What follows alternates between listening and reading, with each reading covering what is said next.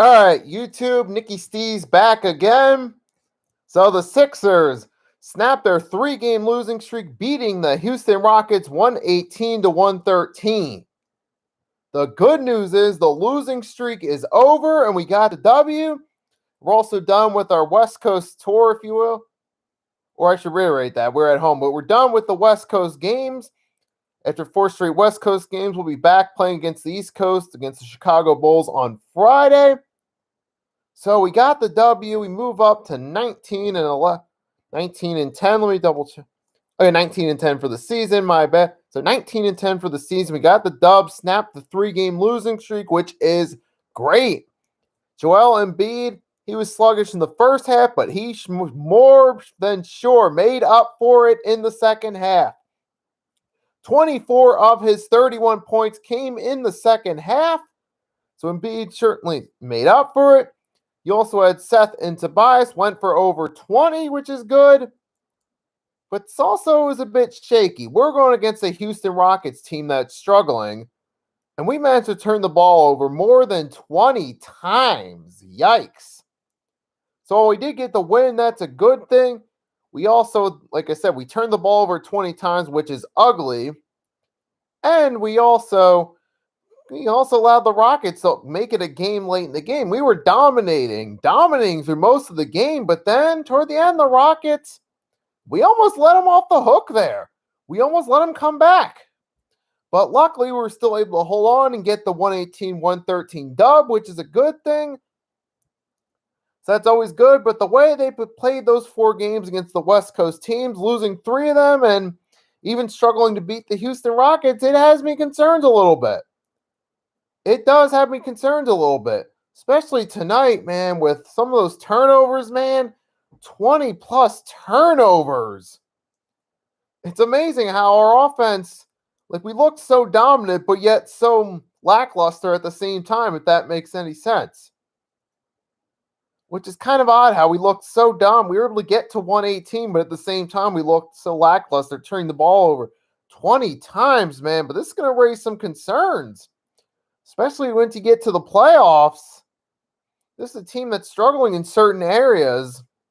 That could be a certain thing to concern yourself with long term. I mean, and one thing I noticed, though, the Sixers, obviously, we all say they play much better at home, which they were at home tonight. They got the W.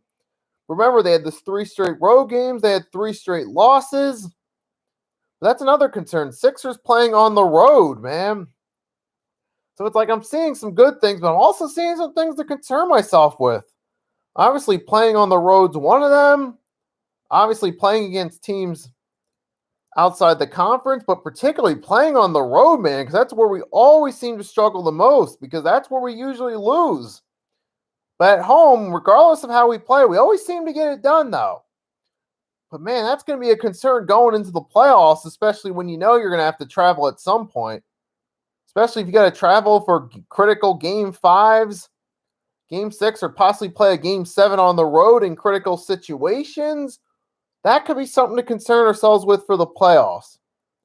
But, we got the dub. Joel Embiid went off in the second half with 24 points. That's a good thing. And I'm happy that my Sixers got the dub. So, but now, we'll see what they do Friday against the Chicago Bulls. And for those of you that are Philadelphia Eagles fans, you also want to check out some of my Eagles content. I did a video yesterday. I'll put the link to that in the description box where I give my thoughts on Zach Ertz, also showing some of my workout routine. You want to check that out. But any note.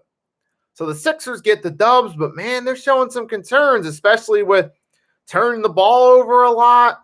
So that's 6 games now. There's 6 or 7 games. It was now where they turn the ball over 20 times or more. But we know they tend to struggle on the road, which we saw the 3-game losing streak.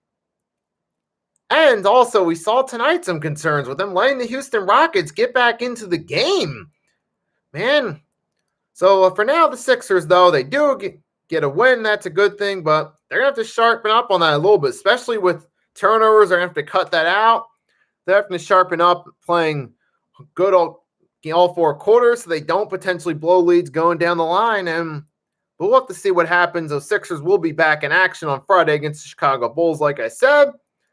And really, that's all I got to say. So for those of you that watch this, thank you for watching. You like this video, give this video a thumbs up.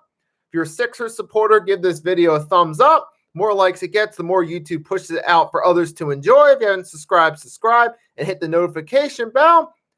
And comment down below. Let me know, what do you think about tonight's game?